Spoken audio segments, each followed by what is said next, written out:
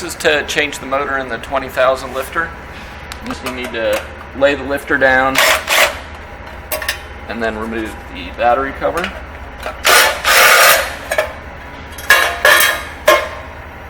Showing the motor. So before removing the wires, please note the location. The cable comes down from the power pack. The brown and the yellow wires connect to the two wires coming off the brake. The white wire goes to the red wire that goes directly to the motor, and the green goes directly to the motor as well. And those can just be tagged and marked before disassembly. Next, to remove the motor, there's 3 socket head cap screws that need to be removed.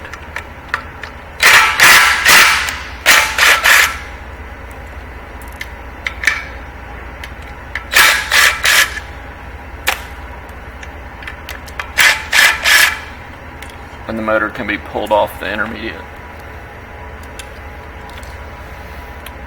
If the coupling was not supplied, remove the coupling by removing the set screws, taking the key and putting it on the new motor set, and then the motor can just be replaced with the new one, ensuring that the coupling is lined up.